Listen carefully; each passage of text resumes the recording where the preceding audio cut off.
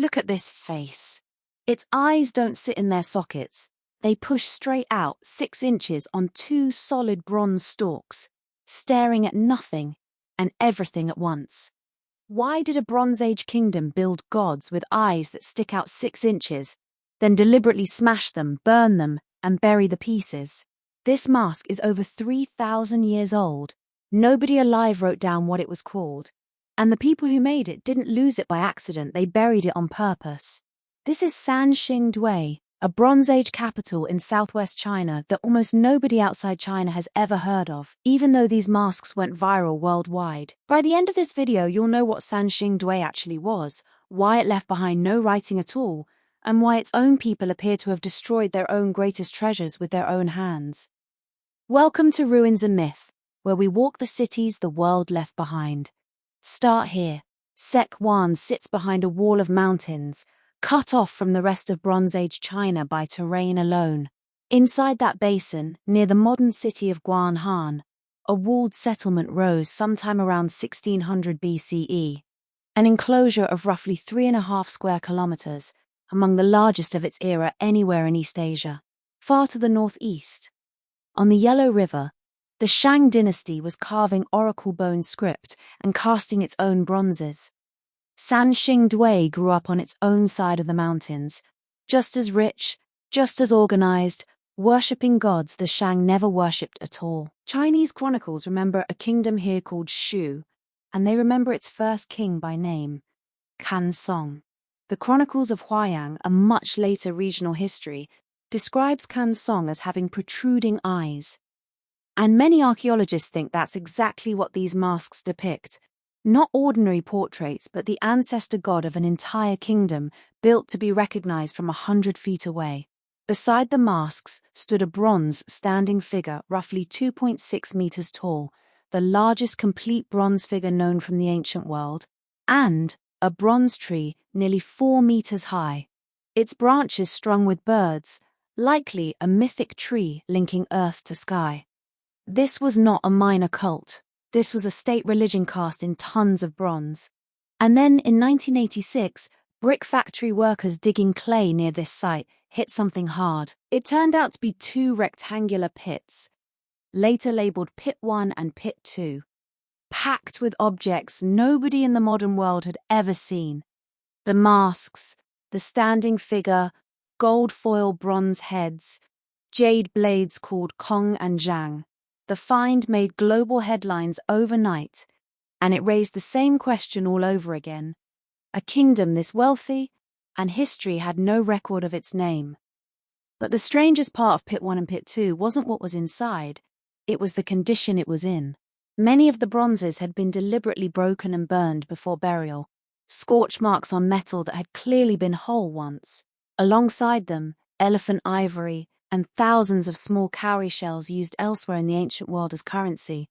Proof this landlocked kingdom still had contact reaching hundreds of miles beyond its mountains. Somebody took the kingdom's own gods, smashed them, set them alight, and buried the ashes with the rest of the treasure intact.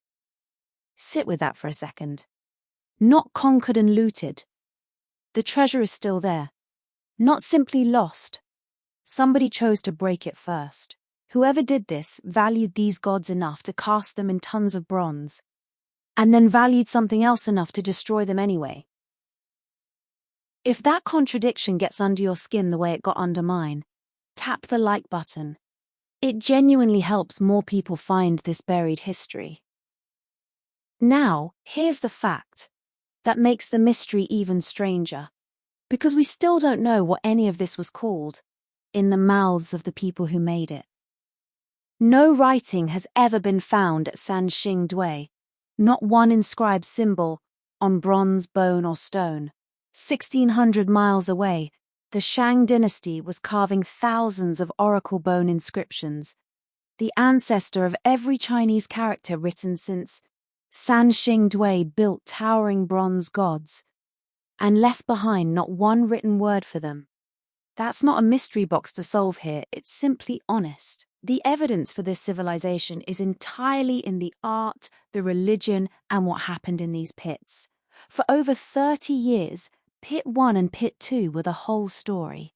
Then, between 2019 and 2022, archaeologists opened 6 more pits at the same site, numbered 3 through 8, and pulled out thousands of additional objects. Among them, a gold mask, more complete than anything found in 1986, hammered from a single sheet of gold foil. The new pits held the same signature as the old ones: bronze, deliberately broken, burned, and buried. Whatever happened here wasn't a one-time accident, it was a pattern, repeated. So why smash your own gods? Archaeologists genuinely disagree, and the honest answer is a real debate, not a solved case. One theory: a violent change of rulers, destroying the old order's symbols on purpose. Another: a planned religious reform. Priests decommissioning sacred objects in a ritual meant to honor them, the way some cultures still bury worn-out sacred texts. A third: a natural disaster met with an emergency offering to appease whatever had gone wrong. No excavation has settled it. All 3 stay on the table. Here's what we do know happened next. Not long after, the center of this culture shifted roughly 40 kilometers away to a site called Jinsha. And Jinsha's gold masks and bronze work share the same artistic hand as Sanxingdui's. This wasn't a civilization wiped off the map. It moved and kept making the same kind of sacred objects for generations. So here's a question worth sitting with. If you found a treasure like this buried in your own backyard, would you dig it up or leave it buried? Tell me which in the comments below. I'll be reading.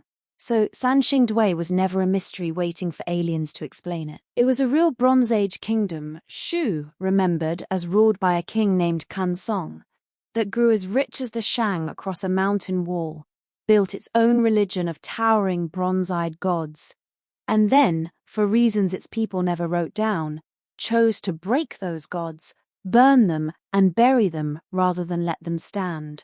If stories like this, no writing, no easy answer, are what you come here for, subscribe.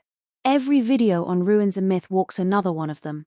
No writing, no record, and still staring out of the dark with eyes 6 inches too long to be anything but real. I'll see you at the next set of ruins.